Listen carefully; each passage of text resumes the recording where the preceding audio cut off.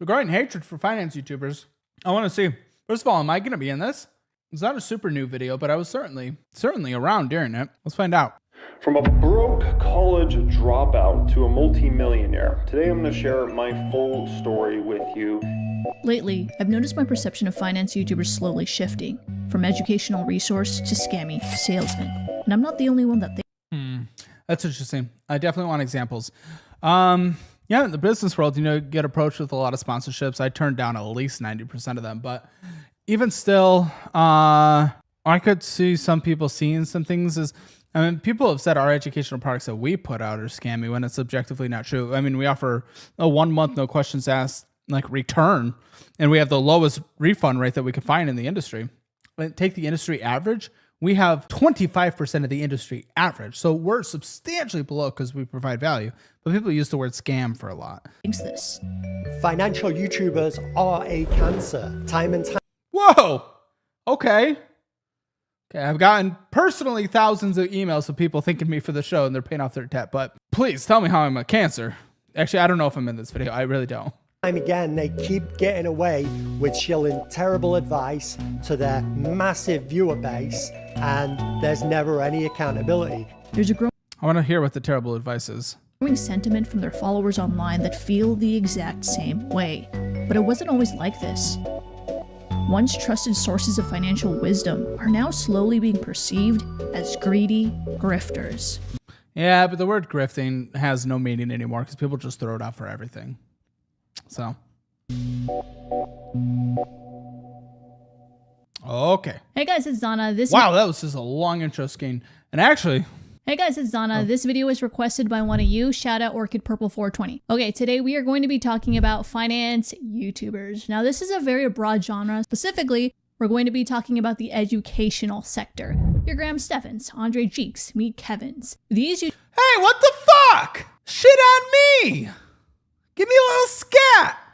YouTubers have given practical advice for the everyday person. What's an IRA? What's an index fund? In terms of finance, the educational influencer was, I think, considered one of the most trusted as opposed to someone like Tai Lopez.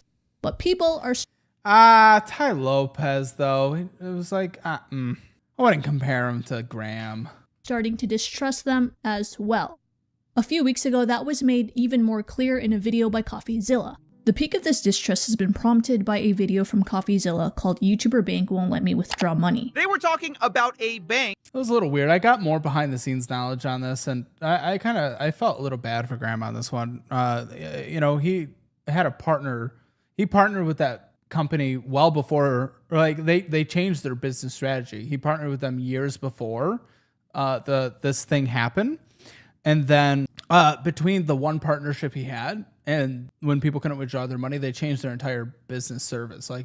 He supported a different company at that time. And if I take a sponsorship with this microphone company, Rode, and all of a sudden they become a dildo company in 2 years after I take the sponsorship, that doesn't mean I supported them, like the dildo. So I don't know. It was a little weird. He got a little poo-pooed on there for that. But again, more people are willing to just kind of pile on people without actually trying to get more information. Hey, CoffeeZilla, he's a good guy. I don't think he actually meant any ill intent behind that. But yeah, that was unfortunate. Promoted by YouTubers that's now become a casino, and users can't get their money out. In short, YouTubers such as Graham Stephan, Nate O'Brien, and Andre Jeeks promoted a product that has put many of their followers in financial ruin. This product was Yotta Bank, a banking service that seems to have turned into a casino. See, it turned into it. It wasn't when it was supported, as far as I know. Now, viewers can't withdraw their money. Individuals on Reddit calling Graham a snake oil salesman that got them screwed. To be fair to Graham, yeah, it sucked. It happened when he was on his honeymoon too. It was just, he didn't support that app of what it was at that time, so I don't know. Graham and all the other YouTubers that promoted this bank, including Markiplier, it's not completely their fault.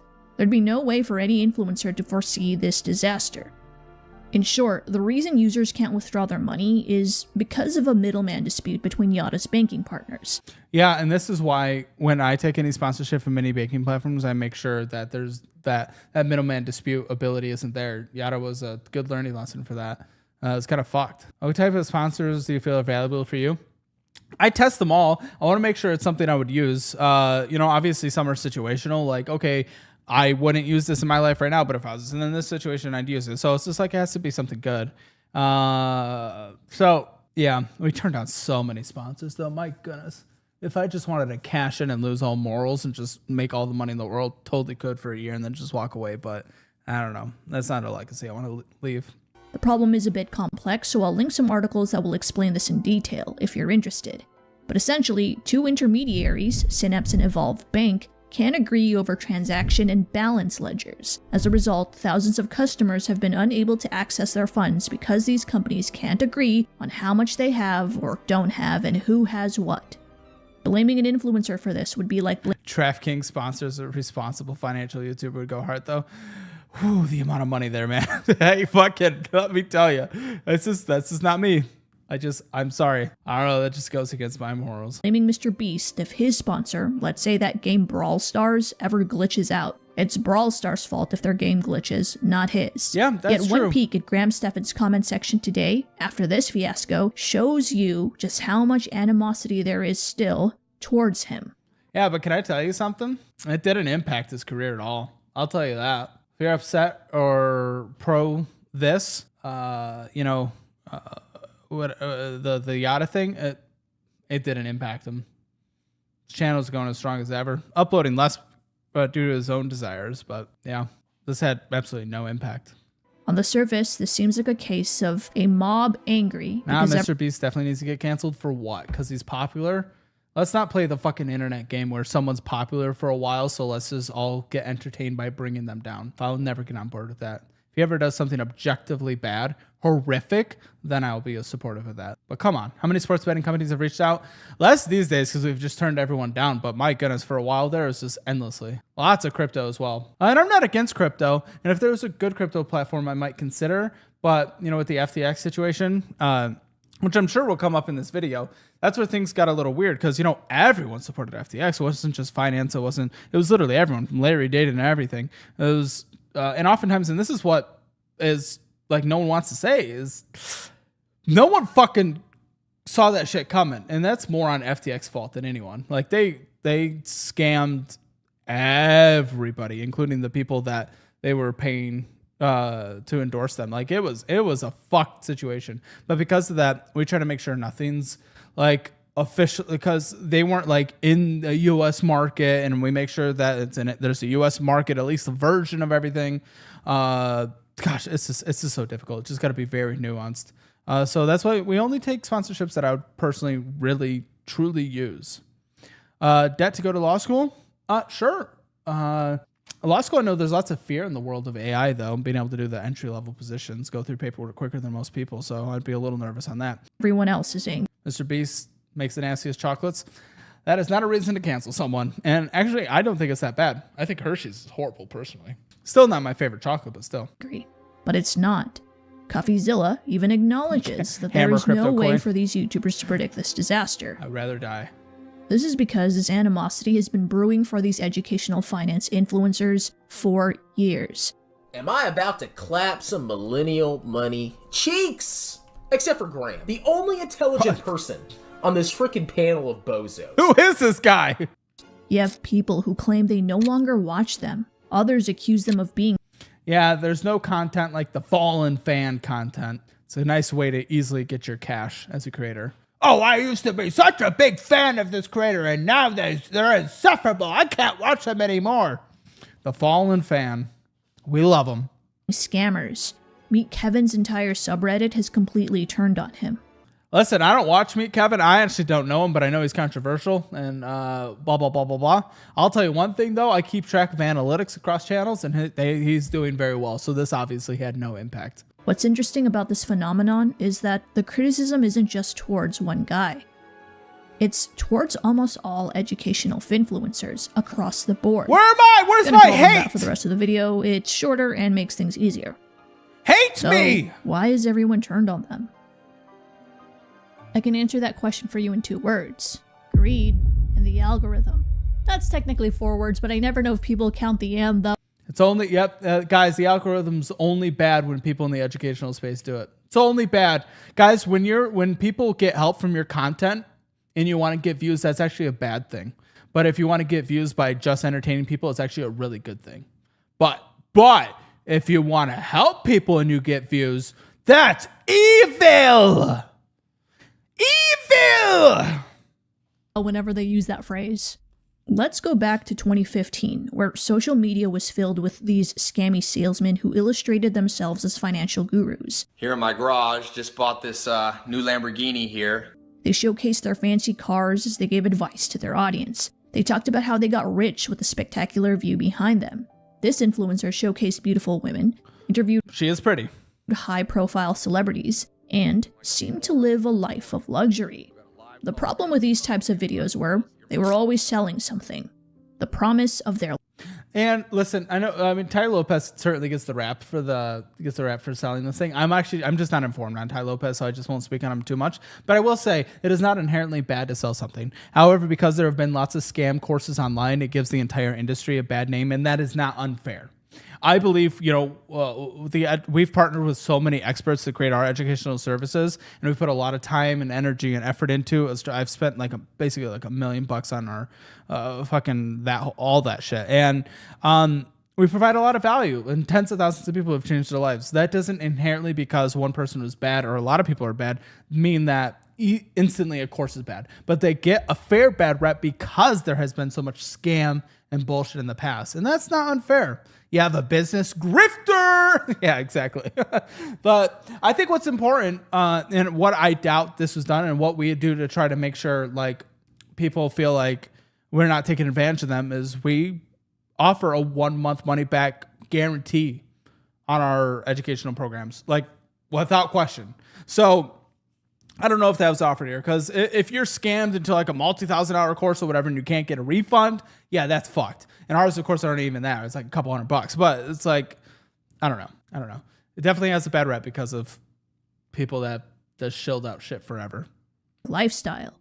And for the low payment of $1,000 and your soul, you too could become a millionaire if you buy my course. It was so salesy and inauthentic, almost everyone and their grandma knew these videos were essentially ads. Kind of obscene how every detail of this video is so purposeful. The Lamborghini, the garage, the bookshop. Damn, H3 got involved in this back then? That's wild. I know one day I'm going to get some big drama video against me, but I don't give a fuck anymore. But that's mostly because I'm able to retire, so that'd be less work for me. But that's wild. H3 got involved in the finance stuff back then? Woo! What a different time, huh? What a different time. And he wants your money so bad, dude. He's thought about this video a lot. However, by 2016/2017, you had new voices coming into the finance genre, education. They were teaching viewers all about credit, what the hell dividends are, an ETF versus a mutual fund, and all about the stock market. Some of these YouTubers, such as me, Greg Cardone. Yeah, it's a special one. He's also asked to be on our show a lot. I don't know if it's him directly or his rep, but there was a period where they were really asking. Kevin, even did deep dives on some of the scammy salesmen that dominated early YouTube, getting sued by Grant Cardone.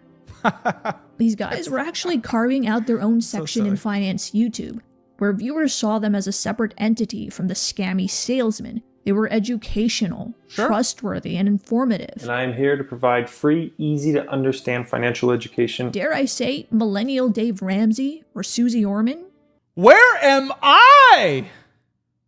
I'm fucking edging permanently from the looks of it. Fuck's sake. This era in finance YouTube was, I mean, honestly, kind of life-changing for me. My parents are immigrants, so their financial advice to me was just save money, credit cards are bad.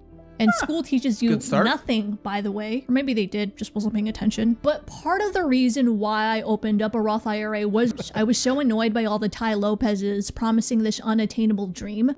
But these finfluencers... Yeah, you shouldn't make any promises. And, you know, we don't promise in our education. We want to make sure we just provide good education that people can go through and, you know, hopefully change their life if they actually follow it actionably. But, you know, doing the promises of, you will be a millionaire, you will have all this, well, blah, blah, blah, blah, blah. That's not good. Were like a breath of fresh air. They actually gave me something practical to use for free that I could do that day.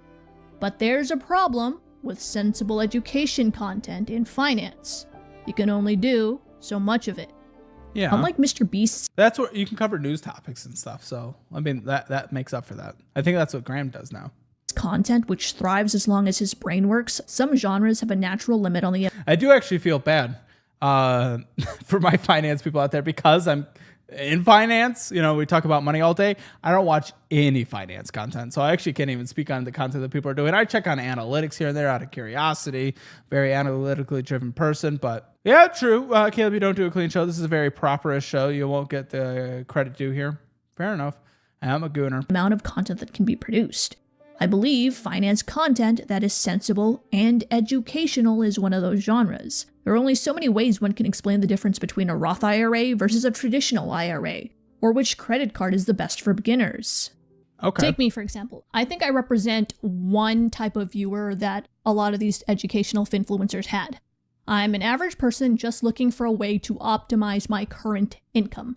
I'm not trying to take a big risk right now, picking some stock where I can go all in and become a millionaire. Sure. I was literally just looking for how to do the basics. Kevin like Mormon. I got what I needed, Yeah, and then I kind of stopped watching them. And that's a problem for these guys. As you should know by now, creators are paid based on how much viewership they... Listen, I know some of these guys. I don't know Meet Kevin and whatnot, but she's looking at this in a very negative way that I promise is not the overall intent. Sure, they have a business and whatnot, but it's not as fucking behind the scenes. So like, that's not it. I mean, people enjoy making videos. People enjoy talking about these topics. Like just because someone's on a screen and has a big number next to them, I promise you, they're literally just a normal person that you would meet on a street. Like, I don't know why we start separating these things. It's really weird. There's not many people I've met actually in the influencer space that is different than they are on camera. Even Tony Hinchcliffe from Meet Tony, he fucking roasted the fuck out of me when I met him. So like he was exactly what I expected. It was fun, a little embarrassing, but fun. So I don't know. We put this in such a weird narrative, and she's coming at this with an oddly negative energy. And it's okay to be negative and not like the content, but it's definitely a bit more assuming they're very like schemy. It's like, yeah, they make more content, and we should hate it because it's in the educational space and they make more content. Like I don't know. They garner from their videos and sponsorships, of course. But we'll get back to that. The more views they get, the more money they make. If you have a viewer base that will eventually stop watching you after, let's say, 7 videos, that money is eventually going to be less than it was before. I see this a lot in the education space in general. People get what they need and then they leave. Sure. Take fitness, for example. But there's always new audiences, though. It's not about necessarily always recapturing them, you know? Again, bringing really negative energy. The beginner just getting into gym culture will often watch a fitness influencer to build their own fitness routine and sometimes their diet. After they perfect their form and build the routine, there really is no reason to keep watching. This is why a lot of fitness education channels have inconsistent viewership. Their channels are a revolving door of new people coming in and out. Yeah. What kind of content do you do? Oh, fuck. She hasn't made a video in a year. That's weird. I feel like she probably had some momentum. Oh, fuck. I'm not logged in, but either way. Yeah, she was on momentum. She just stopped. Told you I'm just like obsessed with the analytics and things. Why have people been unsubscribing? She hasn't even uploaded anything. That's weird. In theory, this sounds okay because there will always be new viewers. In the eyes of brands, it's not so great. The influencer is unable to build a loyal community. They keep leaving after everything they need. It's a little different, though. Again, let me bring an alternative perspective to what she's saying, because there's a part of what she's saying that's true. But when I was hyper getting out of debt, which takes years, by the way, I did nothing but consume finance content. And even if I was hearing the same thing over and over again, when you're getting out of a situation, and I know this happens with our show, you know, people hyper consume. They don't just learn quick things and then just move on right away. There's people that in the fitness. I have one of my best friends. He's very into fitness, and he just watches the same fucking, I swear it's the same fitness over and over again. I know it's different videos, but he's learning nothing new. It's because it's what he's really into, and he's just hyper watching it. So it's a little more than just that. I wish he had that perspective. If you still exist, maybe you see this. This leads to less likelihood of those new people purchasing whatever product. However, the fitness genre has been able to solve this. Lifestyle content and fitness entertainment is a growing community with consistent viewership. Yeah, and it's also worth mentioning because I know this happens with our show. This happens with like Good Mythical Morning. It happens with a lot of shows. Sometimes you hyper binge for a few weeks and then you fall off for a few weeks, then you hyper binge for a few weeks, and that's okay. You know, it's not a bad thing. I do that as well. It's the way of consuming content today. Viewers are watching for the creator rather than just the info. So, after exhausting basic sensible topics, these finfluencers had to target an audience that would actually become a community, like in fitness entertainment. Is it even possible to do that in the genre? Where's my fat ass? The person that sticks around isn't the safe investor who invests long term. Again, they've already learned basic finance from early videos. I mean, you could probably look at... Yeah, I met Tony. It was at a Kill Tony after party show once. It was cool. You know, it was kind of funny though. He didn't know me, and that's okay. I don't need that fucking ego thing, and you know, it's probably not into the kind of content we make. Whatever, that doesn't matter. But what was funny about him not knowing me is Red Band, his co-host, all the comics, everyone that worked on the show, a lot of the people that worked in Comedy Mothership, and a lot of the guests, everyone knew me and chatted, and it was fun. And then not that I didn't want to meet the other person, but the one person I was super excited to meet, like Tony, he didn't know me, and then I got roasted. And I was like, oh fuck, I was so embarrassed for a couple weeks. But I don't know. But that's no confirmation. At any of these guys' videos, sort by oldest, and find that everything used to be basic and educational. Today, Caleb, it's because you're a very reliable source. Well, here's the thing, though. If I make one mistake once, which I guarantee I will, we all make mistakes as humans. All of a sudden, that one thing, it'll be a big video online, it'll be big threads, and then immediately, like, the narrative changes, and then I'm an untrustworthy person. And I know at some point, because all humans make mistakes, is not preemptively excusing it, but something like that will happen. And Shane Gillis was not there. That would have been cool.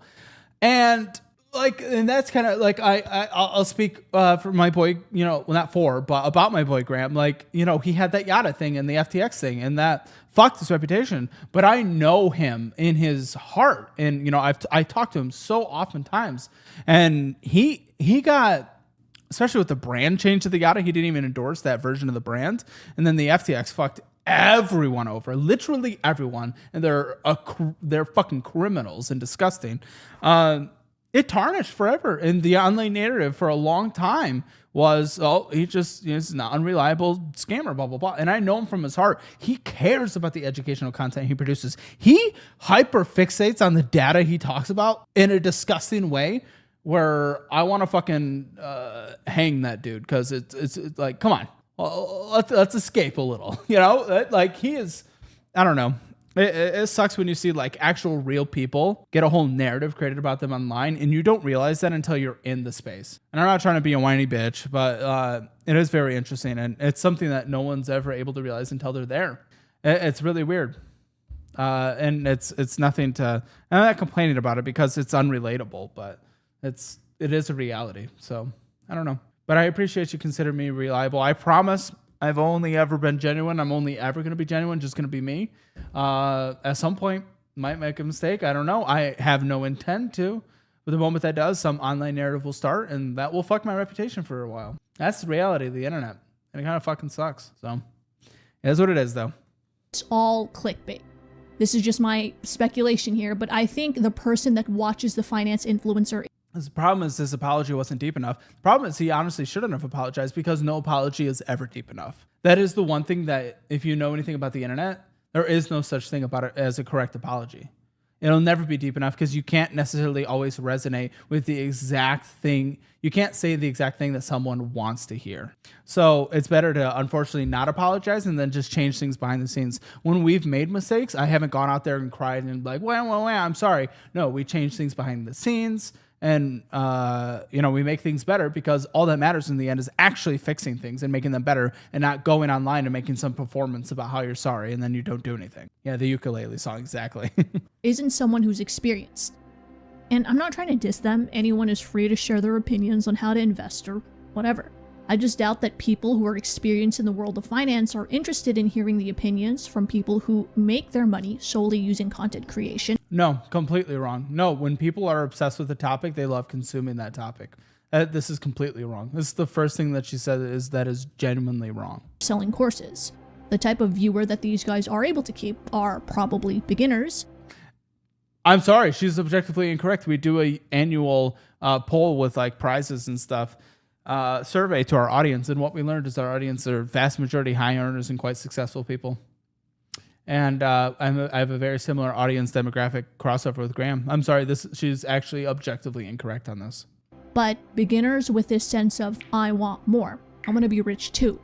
For these viewers, it's like, okay, you taught me how to set up my Robinhood or whatever brokerage, but tell me what stock is the next Tesla so I can make a lot of money.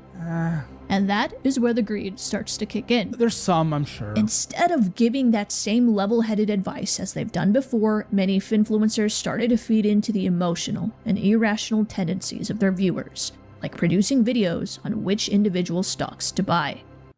She's really presenting this as a grand scheme. I promise you this is not what happens behind the scenes. And she's in content creation. She should know this. Unless she's trying to sensationalize it for the sake of views. But it's starting to lose me, unfortunately. I try to come into this with some grace. Hey everyone, me Kevin here. I just came back from a run and I am so excited to be able to share my stock portfolio with you. I'm going to show you everything. Let me tell you right now, there isn't one expert that can tell you which stock will make you $1 million. Sure. Otherwise, we'd all be listening to that expert. Unless it's Nancy Pelosi. If you happen to see her buy something, you do it. Tic-tac-toe. A winner. So why would these YouTubers think of themselves as any different? They don't. But these videos do get views. Investing is always going to come with... I promise you they're passionate about it. At this point, all of them have enough money to retire. They make the content and talk about things out of passion. You know, at this point, honestly, same for making my show. I have the passion for growing the business. I have the passion for working with people. I have the passion of making content. I have a passion of being able to do these live streams with you. These live streams aren't like hyper profitable or anything. It's the passion of it. I promise. She's coming at this with like some like again, they're scheming or something. It's really weird. Risk, obviously, and advice has to be catered for the individual. But for simplicity's sake, and this is not financial advice, one of the most generic and common pieces of advice that's often given is to invest your money in a broad index fund like the S&P 500. The advantage of doing this is that index fund investing has outperformed 99% of active investors over a 20-year I think it's actually closer to like 85%, but yeah. period. But that's boring and it doesn't get any views. It's been said 1,000 times before, by them sometimes. In order to cultivate recurring viewership and get that delicious ad revenue, many abandoned that level-headed image by introducing these riskier plays. They didn't outright tell you which stocks to buy because giving financial advice in the US is regulated. It was more like, hey, here's what's in my portfolio. And these viewers tended to follow the world of finance religiously because they needed to know how the market was doing so they didn't lose money. This is how many of these influencers were able to transition into news. Now, this was all I think news is a natural transition, you know? It's a natural transition. I'm covering things right now. It's not news, but we've done news. I mean, it makes sense. You can only talk about index funds so many times, and that's not a bad thing talking about news, I don't think.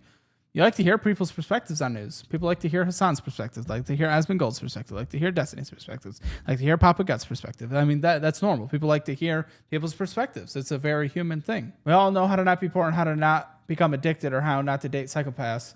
We don't all listen. Until so many of their stock picks began to lose their viewers money. His entire channel grew off of a scam cryptocurrency, Shiba Inu coin, and penny stocks. We are seeing... There's a very bad person and bad journalist that just got featured. Millionaires printed. That is how he grew his channel to 600,000 subscribers. Obviously, you should be called out for that. In a video... Should be called out when you don't fucking... Never mind. Uploaded in 2023, Carson Gall found that listening to Andrei Zik would give you a return of -5%. Listening to Financial Education, -53%. Stock Mo, -68%. This video by Cooper Academy that was uploaded last year in July found that Meet Kevin's stock fund that he titled My Top 7 Stocks was up barely 2%, while the market at the time was up 32%.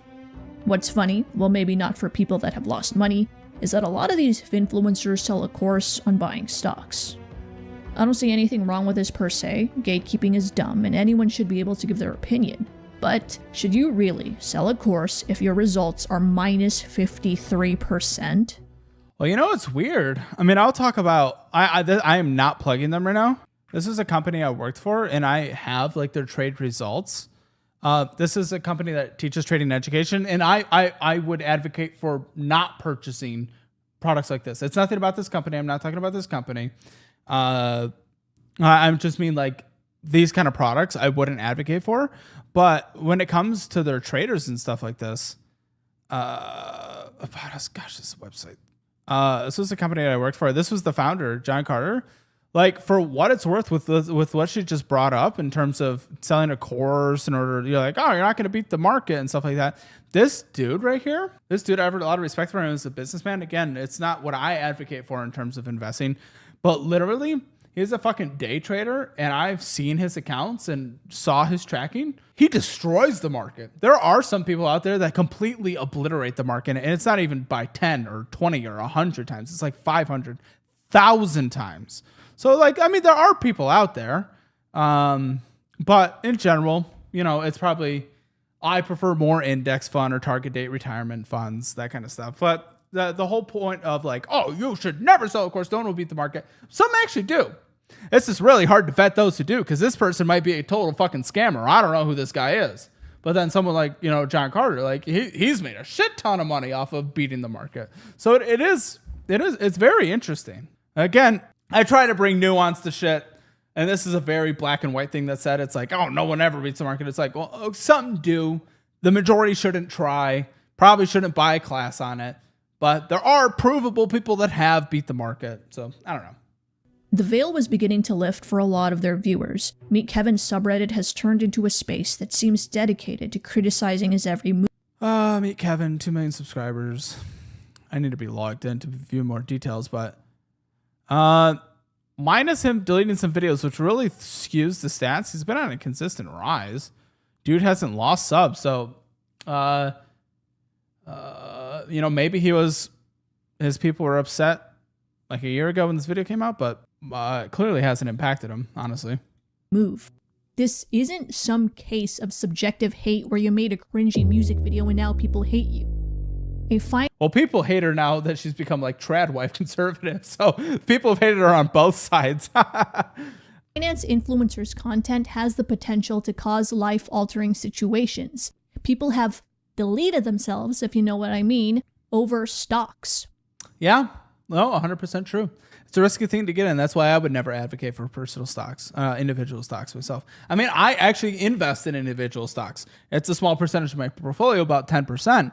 You know, but I'm not calling out specific stocks where I'm like, yeah, go get that. Another tempting high view topic that these finfluencers could produce videos on was crypto. Yeah. Not a lot of them did this, because while it was a popular topic, if they advised their viewer the wrong coin, their integrity would deeply suffer. Considering the fact that not a lot of crypto projects other than Bitcoin and Ethereum survive, it is a high-risk topic to discuss. As the hammer butthole meme coin coming soon. Subscribe, get in it. Nice and chunky. It's a good time. Nice and tight. We're fucking going to the moon. Going to the nice tight moon in the sky. Especially if you're viewed as a level-headed finance influencer. The most prominent person who decided to take this risk was Andre Jik. Hi, my name is Andre Jik. Hope you're doing well. I'm still not a crypto channel, so come for the finance and stay for the crypto. It's a phase. Leave me alone. You could say like crypto, the jig is up.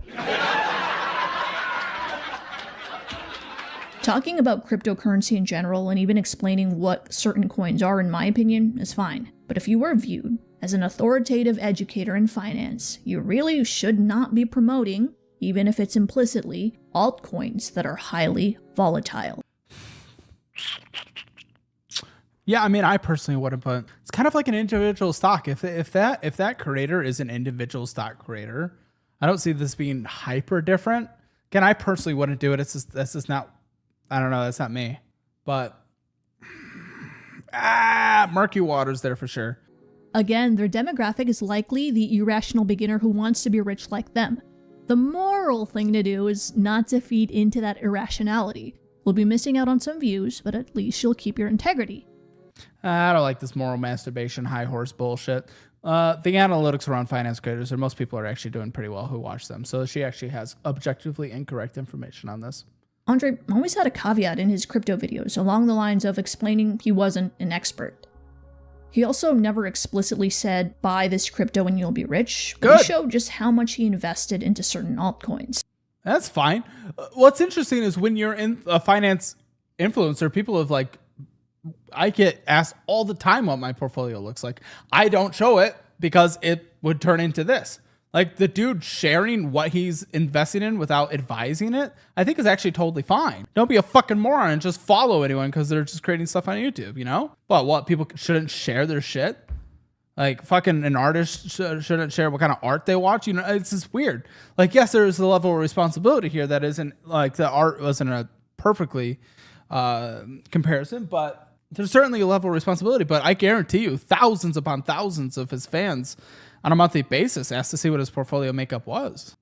And if you are that irrational beginner, you're likely going to copy because he's not Tai Lopez. But most people watching finance, because our demographics match over, I've seen it in the YouTube Studio app, and we have a yearly survey that's done. It's coming up again. Most people are doing well, and most people are more advanced, and they hyper consume the content because it's what they're interested in. He's a financial educator.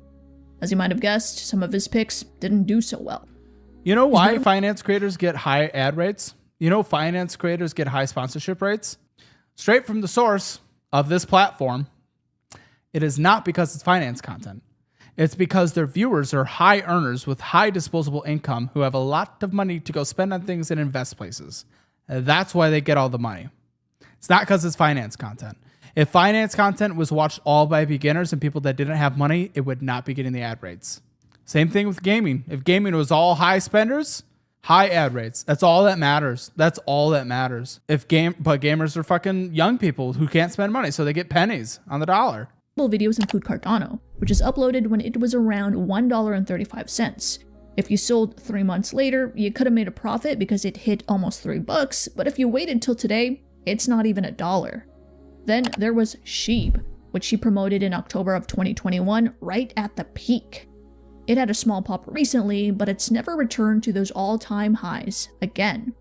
Yeah, and I certainly wouldn't defend him if he told everyone to go buy it, did he? Is he just saying he got it? Definitely, with where that was, smells a little pumpy-dumpy. Don't really like that. Not going to defend that. Not advocating for that.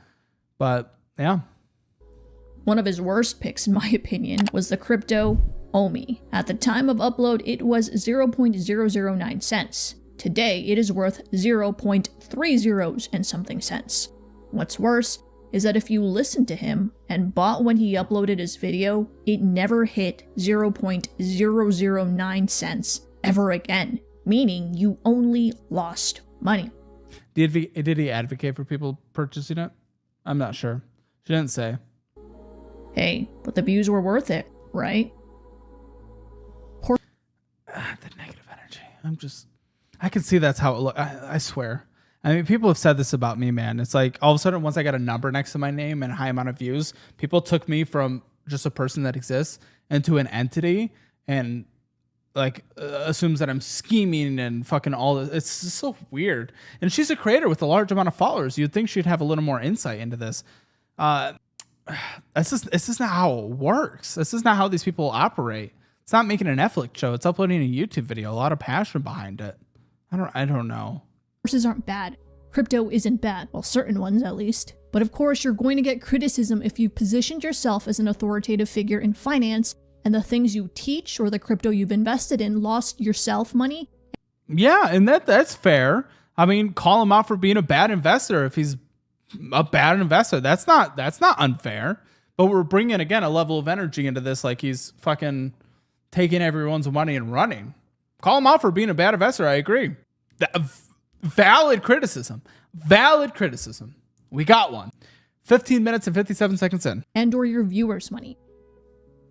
Other finfluencers like Graham Stephan have really tried to avoid this controversy. He hasn't done any videos on which stocks to pick. He doesn't tell you which crypto, if any, he's invested in. If he talks about crypto, it's in a very general sense. His content still caters to the beginners, and he focuses on news. Yeah, he's a news guy. He's a news guy. General things as well. Now, I would go as far to say that Graham Stephan is probably the biggest educational finance content creator there is. If he were to make videos on which stocks to buy or which crypto to invest in, those things would go to the moon. Yeah, this isn't a perfect argument that I'm about to make, but I do want you to think about this for a second. It comes to, people just say I'm in it for the money. People just say he's in it for the money. I want to put an alternative perspective.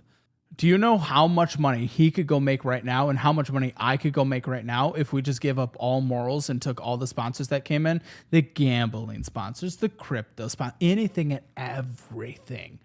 We could literally probably make like $10 million in a few months if we wanted to. If we wanted to do like what many of the streamers do, honestly, if we wanted to take those sponsors. But we don't. And yes, lots of money does come in because that just kind of goes with the finance content. But for fuck's sake, if it was literally all about the money and no morals and no passion, could just get it like that. I could double my net worth in a couple months if I really wanted to. I hope it's not a perfect argument, and not everyone has obviously the insight into my life, and that's impossible to like just show. But hopefully, you guys know me as open and honest enough to at least kind of believe me on that. But yeah, his views would go to the moon. To Graham's credit, he's done well to avoid that and protect his integrity. However, there is an incentive to make up for that loss in potential revenue. I asked around, the sponsorship deals were absurd. I know a guy, much smaller channel than me, making $500,000 a year, $50K a month just to promote FTX US. So I know the big... FTX fucked everyone though. FTX fucked everyone. And I know they have a higher level of scrutiny being finance creators for sure. No one saw it coming. No one could have seen it coming. As far as I know, maybe I'm missing something there, but in every conversation I've had, everywhere I've looked, nobody saw it coming. And it's easy to put it on them, and it's easy to, get angry and blame. It's a very natural human response, and that's okay. Your guys were getting much more. Some of them probably deals were in the millions. Graham, among other influencers, have a horrible track record in promoting products that have completely destroyed their viewers financially. We already talked about Yotta Bank, but he, along with... But again, Yotta was a completely different product when he had his 1 or 2 endorsements than when it fucked everyone. Like, it's like me supporting Chapstick, but in 3 years, they decided to be a meth company. It's like, I didn't support them doing that, So... Other influencers also promoted FTX. Many of the large personal finance YouTubers, including Graham Stephan, Andre Jig, Meet Kevin, Minority Mindset, and Jeremy from Financial Education, have promoted this exchange in the past. FTX's failure likened to Enron's scandal or Bernie Madoff. Yeah, Dave did a win lap just because he's completely anti-crypto, though. Hammer brand meth one. I don't know, man. Stay tuned. Madoff's Ponzi scheme. Similar to Yotta, customers could not withdraw their funds, this time from a crypto exchange. In short, it was an alleged scam and went bankrupt. And the people like him that were held accountable were the people that deserved to be completely held accountable and obliterated and destroyed and put under the ground for sure. Not in a death way, but you know what I mean. Jail. Scariest part, so many of these experts who are giving you guys advice totally bought into this Sam character as this genius billionaire, right? The most generous billionaire in the world, who also happened to be paying them handsomely, of course. And I just think it shows how bad the discernment is out there making videos on how to invest. It's alarming how many people fell for this. It's fair. And I mean, Coffee did good coverage on this for sure. Everything's easier in hindsight. It really is. Like, everyone was just as surprised when FTX fucking collapsed. As someone who knows these guys, I'm just going to say that. This guy's ruse, and it's alarming how easy it was to convince them. Like, some of these guys believed in Sam because he drives a beat-up car. Oh, but wait, there are very Silicon Valley minded. Other things that influencers have either promoted or put money into that have gone badly. Andre Jig and Jeremy from Financial Education backed Voyager. People like Meet Kevin and Andre Jig again put money into BlockFi. How did BlockFi do? Is she going to say it didn't work out? Maybe it didn't. I don't know. That's true. Yeah. I mean, yeah, for FTX, the institutional investors got scammed by them. Institutional investors got scammed by them. That's actually a really good point. Sponsorships also lead to a conflict of interest. FTX, BlockFi, Yotta. These companies are smart. Let me clarify, smart when it comes to marketing. Sure. They know humans have a cognitive bias called anchoring. And no one here, and definitely not me, are defending any of those companies. Not at all. Yeah, Kevin O'Leary lost a ton on FTX. Absolutely. It's very true. Now, as one of the founders and prime investors of the Hawk Tuah coin, as an attempt to get her hand for marriage, I'm a trustworthy source. It's when humans rely heavily on the first piece of information they receive when making decisions. Here, you have someone who has built a brand that illustrates themselves as a responsible financial educator. This first piece of information anchors a viewer's perception of them as a whole. With 2 out of the 3 of those companies involving crypto, it's gonna be extremely risky to invest in them. Well, we got some new crypto formulations passed by, was it Congress this past week? Maybe 2 weeks ago. So yeah, I mean, maybe they jumped a little too quick into crypto, I think would be a fair criticism for sure. Including because the institutional investors were also, kind of scammed out of that. Yeah, I mean, it was just a little too Wild Westy to maybe put trust in. Perception of risk is mitigated though because it is being endorsed by the educational finfluencer.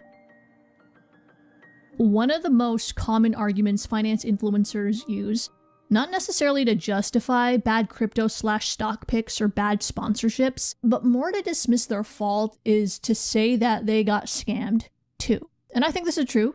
Yes, though. I mean, I understand wanting to kind of blame someone and get angry and all this stuff, but again, you're putting them on like this world where they're not a human, they're an entity, and I don't really get it. Yeah, these influencers didn't have insider information that the public didn't have. But I can see how this argument would frustrate a lot of people. On one hand, the finance influencer positions themselves as an authoritative figure in the space. Which is true, and it's a fair point, but Robert brought up a better point where institutional investors that are well beyond more trustworthy than people like Graham Stephan were also scammed by FTX. Everyone is fucked over by FTX. Blame FTX. I understand being angry, wanting to be angry. I get it. It's old news now anyway, but honestly, FTX was a great learning lesson for me coming onto the scene and things like Yotta, where it's like what we extra look into when we're being hyper critical about sponsors that we approach. They call themselves educators. They sell courses. They make informative videos. They're an expert. They supposedly know a lot and want to share that knowledge with you. But then when they make a mistake, all of a sudden it's, oh, I don't have experience in this. I'm just like you. I don't know about that. I don't have experience, but literally everyone from every level got scammed. I don't think anyone said, I don't have experience. I'll put a pull wheel on me.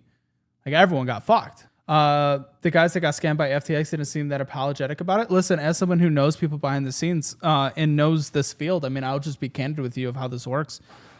Being apologetic would have done more damage online. It's more important to reflect behind the scenes and change it for future partnerships, for whatever kind of controversy you're in. Let's pretend it's the FTX one. It's reflecting, learning what actually went wrong there, making sure you don't repeat those mistakes has a wider impact than actually going out and doing a cry fest performative apology. People say they want the apology, but anytime any creator has ever apologized in the history of ever, other than like 1%, it's never enough because it's impossible to effectively communicate exactly what people want to hear. So, I mean, I'll just say that about that. I'm not saying apologies are bad. I wish apologies could be good. I wish people could apologize. This is never actually effective. So change things behind the scenes that actually makes an impact. That's what matters. You can't be both. This is why so many people call them greedy. They're an expert when it's convenient, when they want views or when they want... Caleb, never going to apologize. Now, for what it's worth, when I actually feel bad, genuinely bad, and actually did something and people that are freaking out about it aren't over sensationalizing, I have apologized. I apologized for taking a BetterHelp sponsorship because a lot of their criticisms of what BetterHelp did years ago, they ended up fixing that stuff.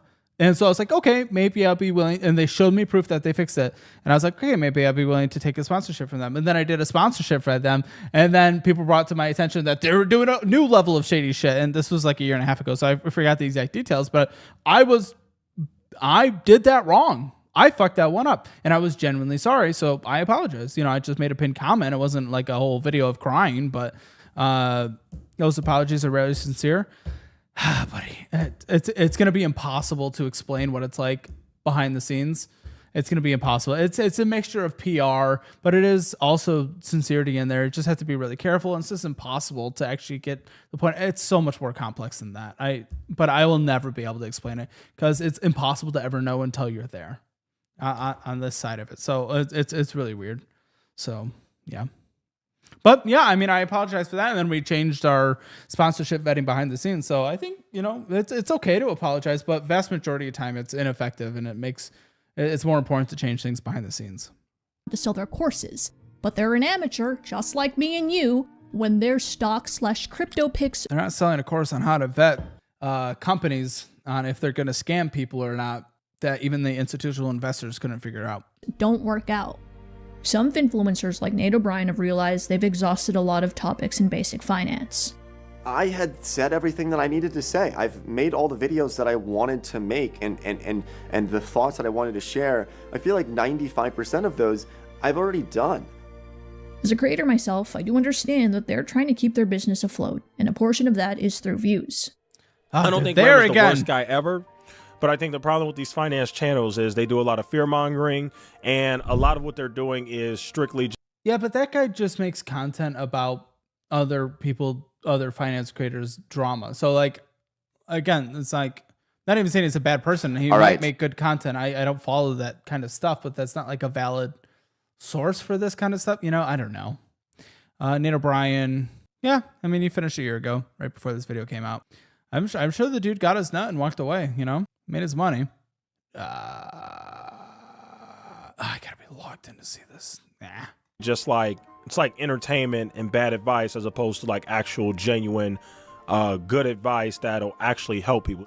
But where am I? Where are my controversies? Where are my controversies? I am controversial. I'm a gooner. I am Gooner Prime. Gooner Prime. Where is my video? Begs the question, what's the... Gotta make a video so I can make a response video, and I can make money off of making a response video about a bullshit video that someone makes about me. Come on! You gotta give me infinite money. It's the infinite money glitch. Nothing makes money like drama. Line between running your YouTube business, but also staying educational and ethical. Yeah, I'm uncancelable because I welcome it. I fucked that one up, didn't I? I should have pretended to be perfect.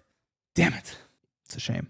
Pay close attention, you will notice that more qualified creators like Richard at the Plain Bagel, who is an investment analyst and has a CFA, and Ben.